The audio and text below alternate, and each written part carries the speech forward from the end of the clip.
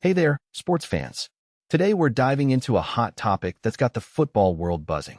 FIFA, the global governing body of football, has a bold plan to sell minority stakes in the World Cup, and it's causing a major stir. But before we get into the drama, let's set the scene. FIFA is looking to raise a whopping $4.2 billion by selling a 20% stake in a new subsidiary, valuing the World Cup at a staggering $20 billion.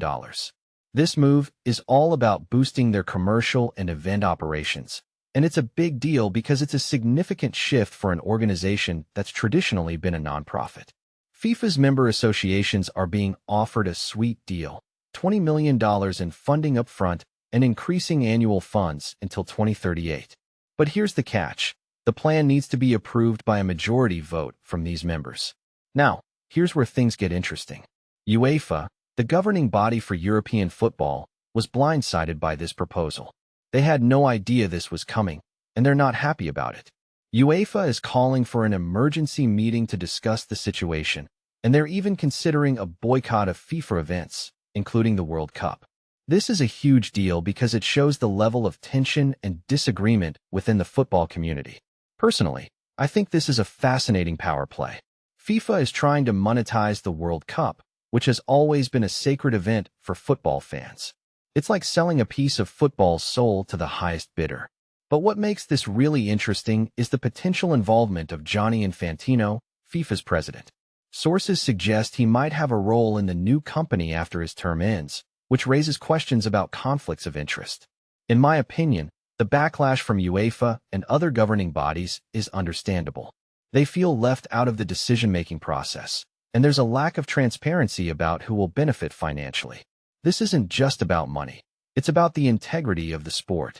Football belongs to the fans, as British Prime Minister Andy Burnham rightly pointed out. It's not a commodity to be traded on the stock market.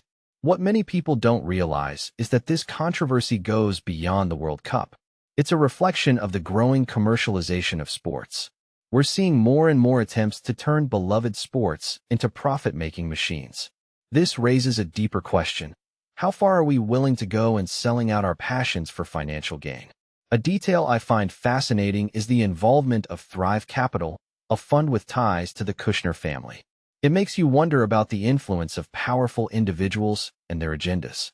Is this just about expanding football's reach, or are there other interests at play? As we await UEFA's emergency meeting, the football world is on edge. Will they boycott FIFA events?